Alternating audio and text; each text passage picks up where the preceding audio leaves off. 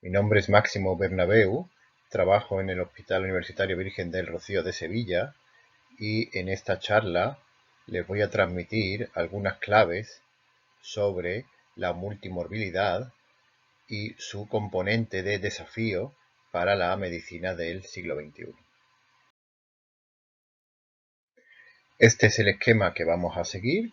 Vamos a tratar estos 4 puntos que tienen ustedes en la diapositiva. Primero abordaremos el concepto de multimorbilidad. Posteriormente hablaremos de la multimorbilidad como un proceso vivo y dinámico, de su doble impacto en distintos países y de cómo abordar la multimorbilidad desde la perspectiva de la sociedad en su conjunto. Los conceptos que más frecuentemente pivotan sobre las enfermedades crónicas y todo el mundo de la cronicidad son estos 4 que les muestro en la diapositiva y que veremos brevemente en detalle cada uno de ellos. Bien, el término comorbilidad hace referencia a las enfermedades que acompañan a una enfermedad protagonista, de manera que si tenemos una paciente tipo, como es la paciente que tienen aquí en la viñeta, una mujer de 78 años, fumadora, obesa, hipertensa, con una diabetes tipo 2 de 10 años de evolución, con una artrosis no limitante, una osteoporosis, una EPOC severa y una cardiopatía isquémica, si tomamos como entidad nosológica protagonista la enfermedad pulmonar obstructiva crónica secundaria a su hábito tabáquico, las restantes enfermedades que acompañan las consideraríamos comorbilidades. Esto está muy bien si nosotros somos neumólogos, pero en el caso de que fuéramos cardiólogos, probablemente la enfermedad protagonista que pondríamos en el centro de los problemas de salud de la paciente sería la cardiopatía isquémica y todo el resto de enfermedades serían las comorbilidades. De manera que este concepto es un concepto vertical, centrado fundamentalmente en la asistencia sanitaria y en él o los profesionales que atienden al paciente y desde la perspectiva de su óptica profesional. La pluripatología, sin embargo, hace referencia a aquellos pacientes que presentan 2 o más enfermedades crónicas dentro de 8 categorías predefinidas. Y estas 8 categorías definen habitualmente enfermedades crónicas frecuentes con una elevada morbimortalidad a partir de un dintel evolutivo, o bien enfermedades crónicas frecuentes con un alto potencial intrínseco de desestabilización, o enfermedades crónicas con un potencial de deterioro funcional una vez que se haya alcanzado un cierto nivel de dependencia. Así pues, nuestra paciente tipo sería una paciente pluripatológica y las categorías de inclusión que reuniría sería la enfermedad pulmonar obstructiva crónica, una diabetes mellitus con repercusión de órgano diana y una enfermedad coronaria o cardiopatía isquémica. De manera que el concepto de paciente pluripatológico es un concepto más horizontal donde el centro lo ocupa el paciente y las entidades nosológicas, digamos, más graves o severas que padecen.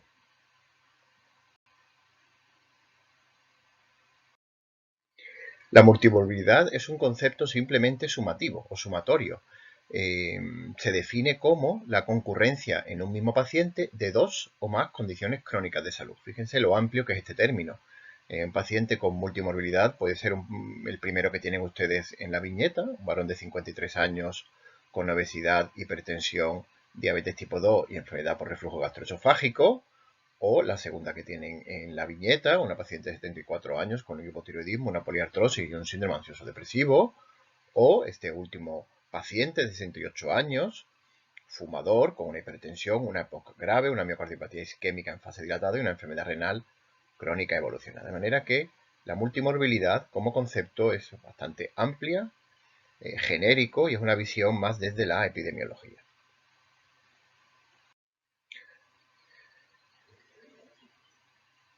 Dentro del término multimorbilidad se ha acuñado recientemente el denominado clúster o los clústeres de enfermedades crónicas, que son combinaciones frecuentes de determinadas enfermedades crónicas que se producen en pacientes con un patrón común, de manera que estas enfermedades, por ejemplo, pueden compartir factores de riesgo epidemiológicos y sociales, así como estilos de vida, o compartir vías fisiopatológicas, fundamentalmente la inflamatoria, la de estrés oxidativo, la inmunológica, o agruparse estadísticamente de forma significativa sin una causa evidente subyacente, al menos que se reconozca en la actualidad. Y el último término que vamos a tratar es un término que está muy de moda, se ha introducido en los últimos años con fuerza en el mundo de las enfermedades crónicas, que es la cronicidad compleja. Un paciente con enfermedades crónicas y necesidades complejas de salud, o por llamarlo más fácilmente, un paciente crónico complejo, pues un paciente con una o más enfermedades crónicas y al menos un criterio sobreañadido de complejidad clínica o complejidad de manejo, bien un criterio sociofamiliar o un criterio farmacológico, complejidad de cuidado, por ejemplo, una úlcera por presión, encamamiento, etcétera, una sonda nasogástrica, una PEG. Es una aproximación a estas poblaciones desde la perspectiva de la gestión sanitaria y el esfuerzo sanitario, tanto económico como en esfuerzo de los profesionales, en el manejo de este perfil concreto de paciente. Bien, en la segunda parte de la charla vamos a hablar del carácter vivo y dinámico del término multimorbilidad. ¿Y por qué es un término vivo y dinámico? Pues fíjense ustedes, vamos a ir repasando todos los conceptos asociados a la cronicidad y a la multimorbilidad que hemos visto y vamos a ver cómo con el devenir de los años han ido cambiando paulatinamente. En los años 80 fue cuando empezó a hablarse inicialmente del término comorbilidad. Tenemos los trabajos clásicos de Charlson con su índice que se publicó en 1986, ¿verdad? Es un índice utilizado de forma universal, pero que debido a la propia edad del índice y a los cambios epidemiológicos, así como con las innovaciones en los tratamientos de los últimos años, ha perdido calibración y poder discriminativo. Ya en los años 2000 hasta sigue vigente, se introdujo el concepto de pluripatología o paciente pluripatológico de la mano del doctor Ollero y sus colaboradores en España y concretamente en la Comunidad Autónoma de Andalucía.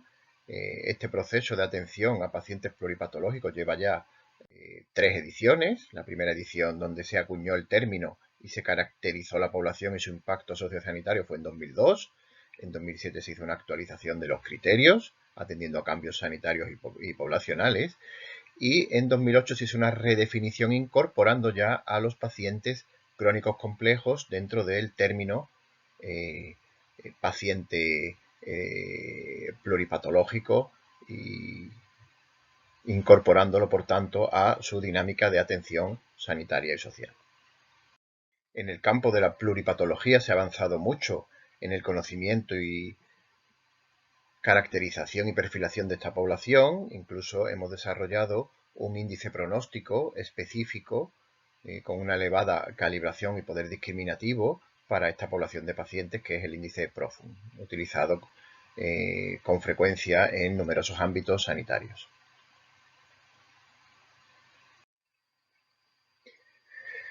Realmente el término multimorbilidad en sí se ha introducido relativamente hace poco tiempo.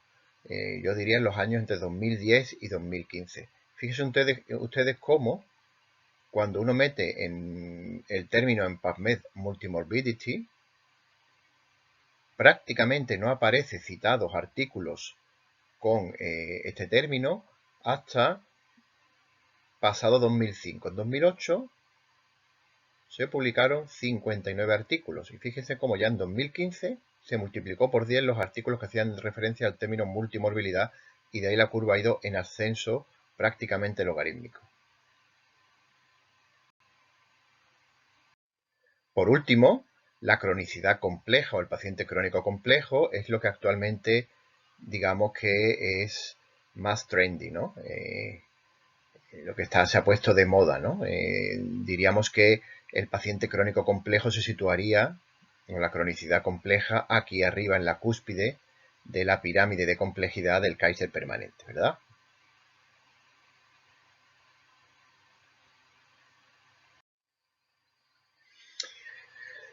Bien, en el ámbito de nuestra sociedad nacional, la Sociedad Española de Medicina Interna y el grupo de trabajo de paciente pluripatológico y de avanzada, hemos intentado caracterizar esta población emergente de pacientes crónicos complejos en el área de medicina interna.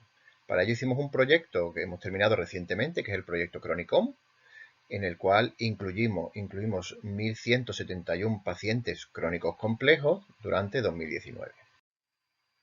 Fíjense ustedes cómo la prevalencia de paciente crónico complejo en áreas de medicina interna, en los 97 cortes de prevalencia que se hicieron en los hospitales participantes, fue de una media del 61%, de los cuales el 40% correspondía a pacientes pluripatológicos con criterios definitorios y el 21%, un tercio, eran pacientes crónicos complejos no pluripatológicos, es decir, pacientes con una enfermedad crónica avanzada y uno o más criterios de complejidad de manejo.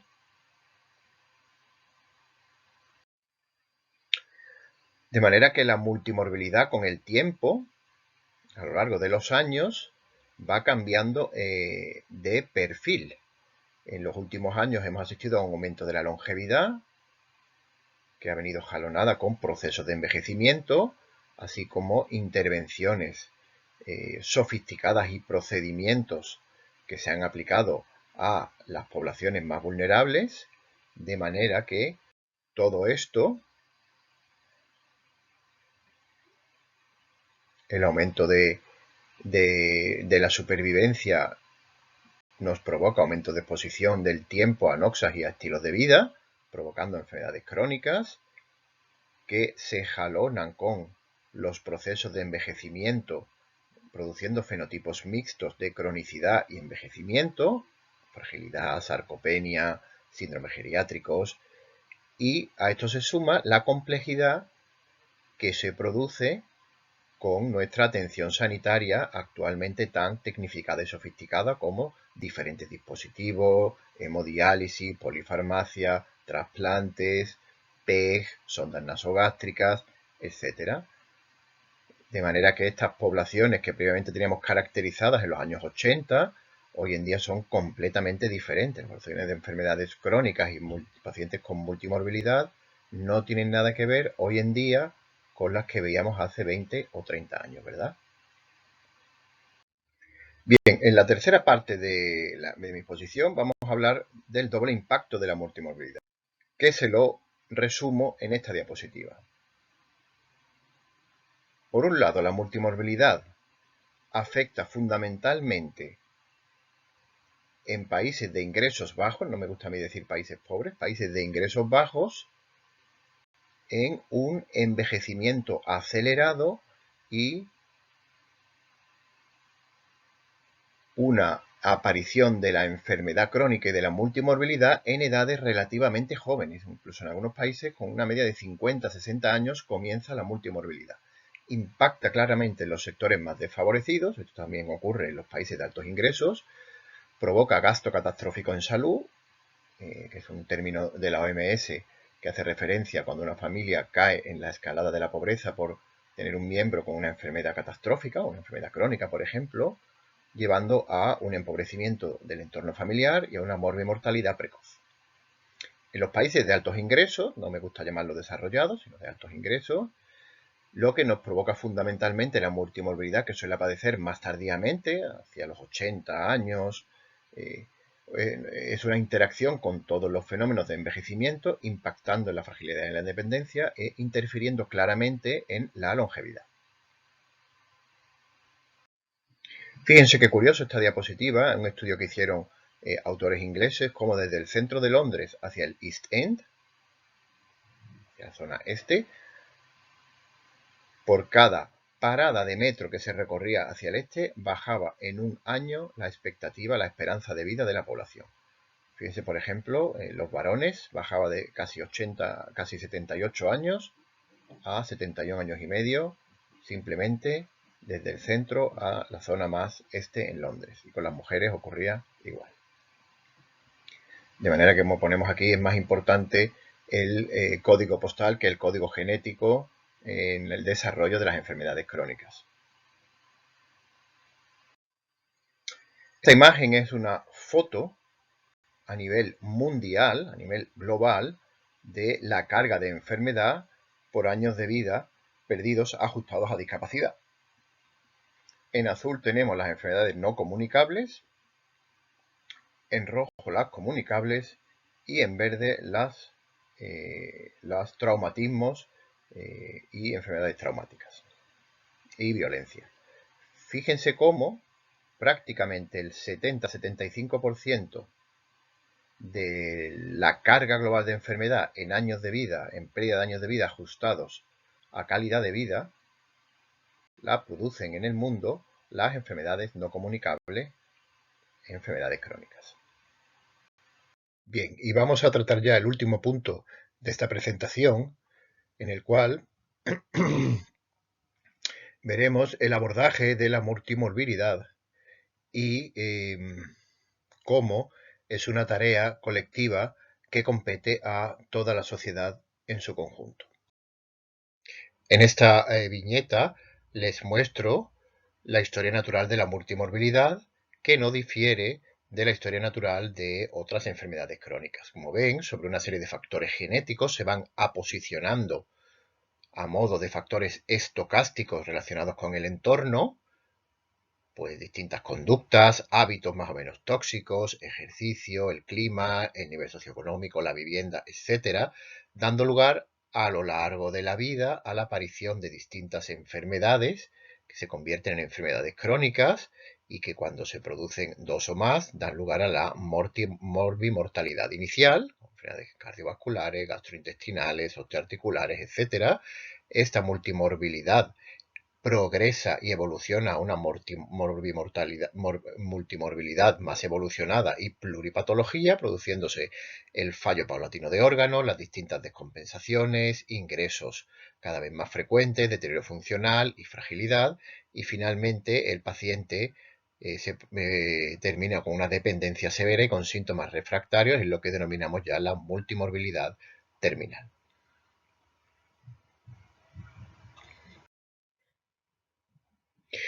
Obviamente cada una de estas etapas tiene su correlato fisiopatológico y su correlato molecular, como ven ustedes aquí.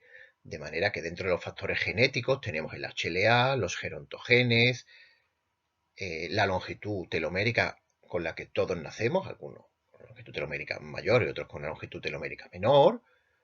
Los estilos de vida provocan diferentes situaciones de estrés oxidativo o estrés mitocondrial, así como equilibrios o desequilibrios más o menos acusados en distintas rutas metabólicas celulares, provocando finalmente ya el daño orgánico incipiente, manifestándose con distintas enfermedades.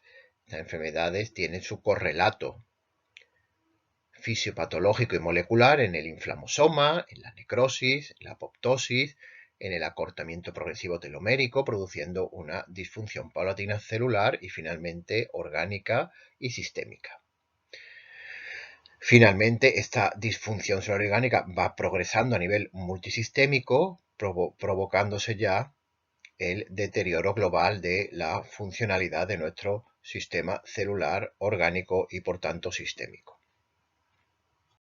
Desde la perspectiva del esfuerzo y el coste tanto de los profesionales como de los sistemas sanitarios en el abordaje de la multimorbilidad, vemos en esta viñeta cómo es ascendente conforme la multimorbilidad va progresando hacia multimorbilidad evolucionada y pluripatología y multimorbilidad terminal. De manera que está demostrado que en estos dos estadios el coste y el esfuerzo sanitario, profesional y económico de los sistemas sanitarios es mucho mayor que todo el coste y el esfuerzo profesional y sanitario que se ha realizado en los estadios previos en cada paciente y globalmente en la sociedad.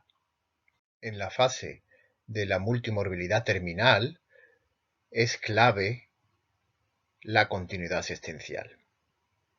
Es fundamental también disponer de unos cuidados paliativos accesibles y óptimos.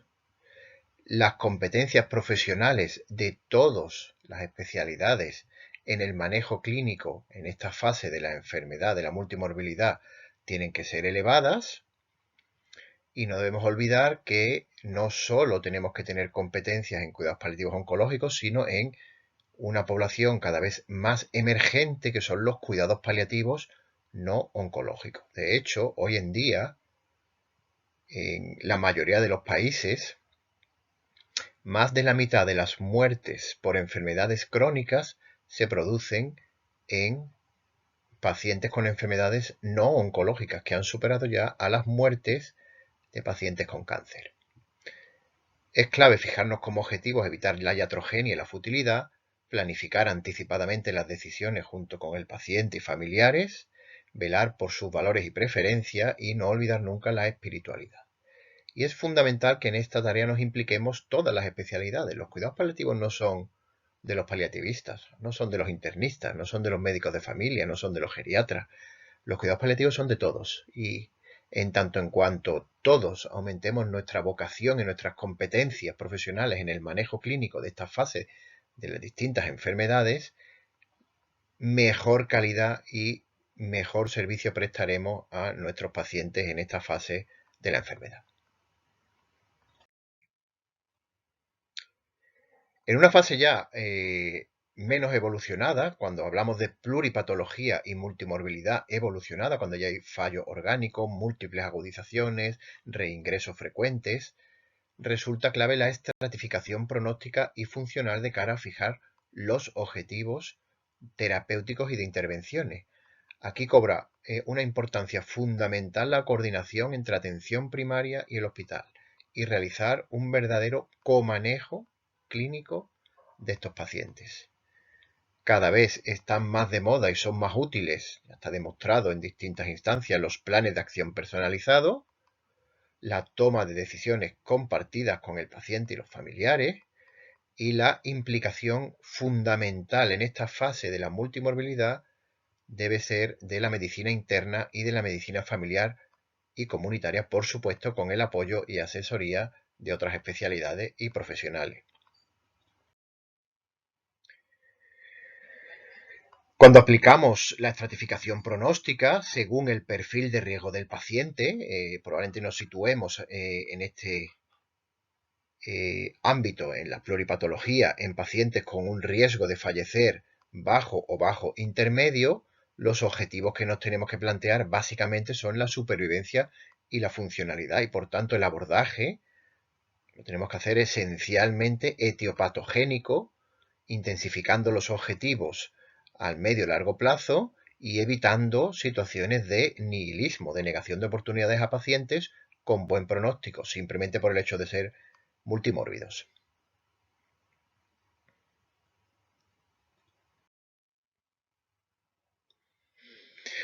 Y aquí resulta clave el engagement o la implicación de todos los sectores sociosanitarios, desde la alta política,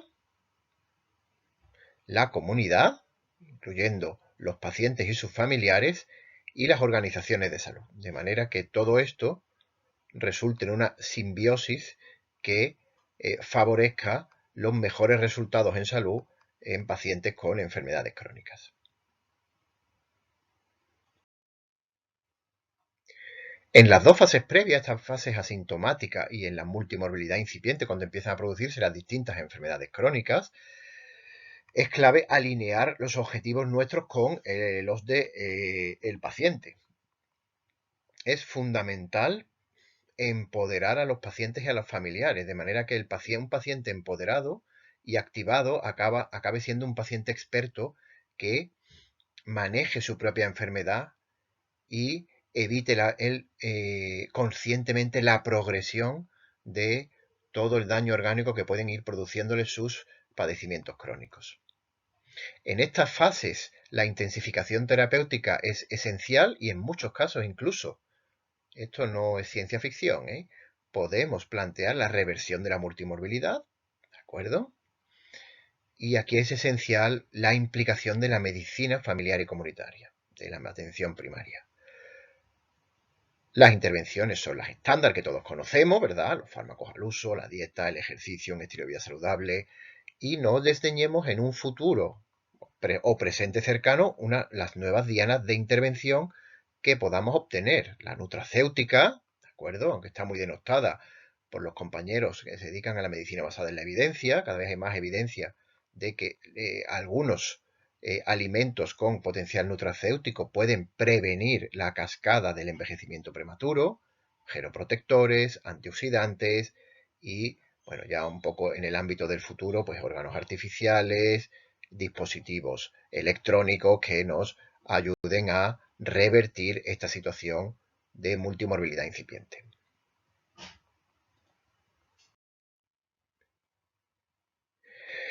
Y aquí me detengo a detallar la importancia en estas fases de lo que he llamado en esta diapositiva el up to down, es decir, el alineamiento de todos los sectores sociales para combatir y prevenir la aparición de multimorbilidad. Es clave la acción de los gobiernos. Los gobiernos tienen herramientas muy poderosas a la hora de orientar o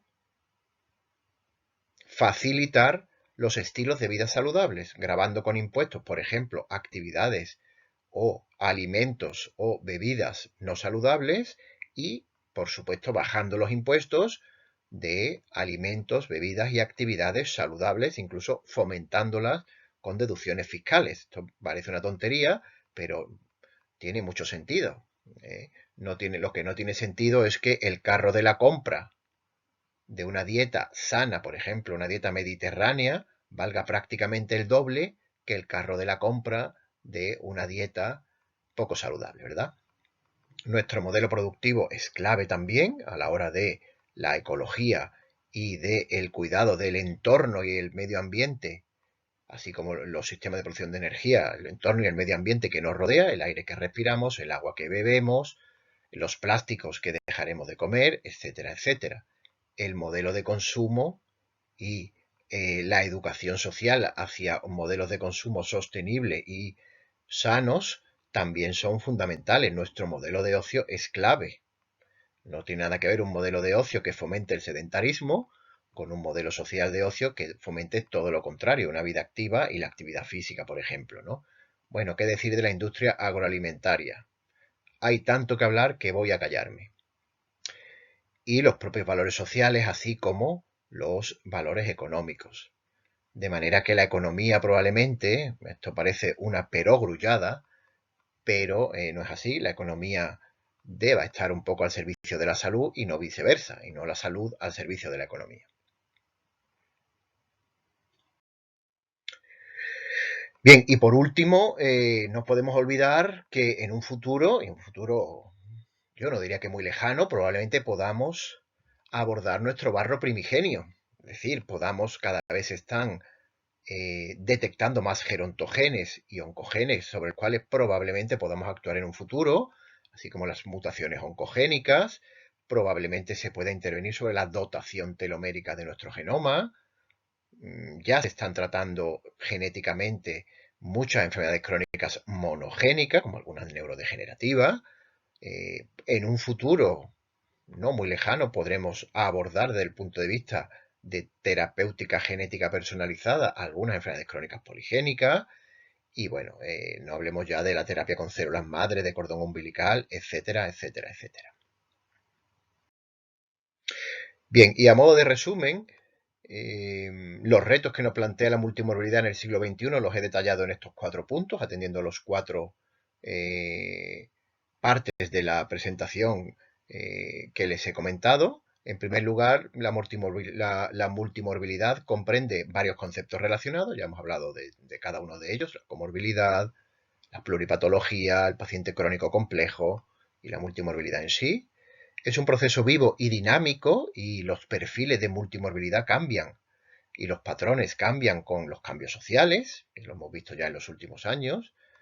La multimorbilidad tiene un doble impacto muy importante. Por un lado es un gran indicador de inequidad, provocando enfermedades crónicas precozmente, sobre todo en los sectores más desfavorecidos de la sociedad y en los países con ingresos bajos, y es un obstáculo para la longevidad en los países con ingresos altos. Y abordar la multimovilidad es una tarea colectiva y de toda la sociedad en su conjunto. Muchísimas gracias por su atención y me despido aquí de todos ustedes.